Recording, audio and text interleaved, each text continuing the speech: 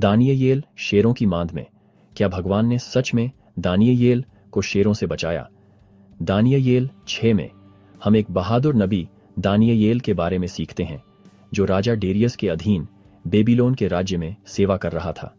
दानियेल ने अपनी बुद्धि और ईमानदारी के कारण राजा का पक्ष अर्जित किया था, लेकिन इससे दूसरे अधिकारियों में उसके दुश्मन बन गए। वे दानियेल से ईर्ष्या करते थे और उसे हटाने का कोई रास्ता ढूंढ रहे थे।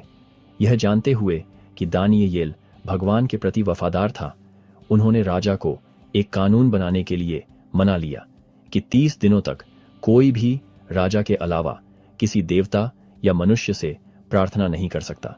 आज्ञा न मानने की सजा शेरों की मांद में फेंक दिया जाना था। परिणाम जानने के बावजूद दानियेल हमेशा की तरह दिन में 3 बार भगवान से प्रार्थना करता रहा। जब अधिकारियों ने उसे प्रार्थना करते हुए पकड़ा तो उन्होंने तुरंत राजा को सूचना दी।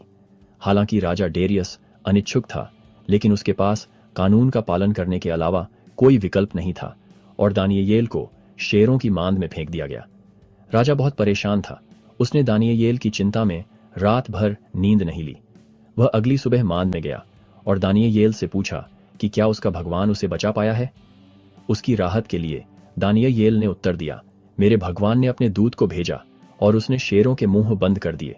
दानियेल ने बताया कि भगवान ने उसकी रक्षा की क्योंकि वह निर्दोष था और उसने भगवान पर भरोसा किया था। खुश होकर राजा ने दानियेल को मांद से बाहर निकालने का आदेश दिया। दानियेल को बिना किसी नुकसान के पाया गया और राजा ने उन लोगों को मांद में फेंक दिया जिन्होंने उस पर झूठा आरोप लगाया था। शेरों ने तुरंत उन पर हमला कर दिया, यह दिखाते हुए कि दानियेल की सुरक्षा वास्तव में भगवान का चमत्कार था। यह कहानी विश्वास की शक्ति और भगवान की सुरक्षा पर प्रकाश डालती है। खतरे के बावजूद भगवान में दानियेल का विश्वास अटूट था। शेरों से भगवान के छुड़ाने ने दिखाया कि वह हमेशा उन लोगों के साथ है जो उसके प्रति वफादार रहते हैं, चाहे स्थिति कितनी भी असंभव क्यों न लगे।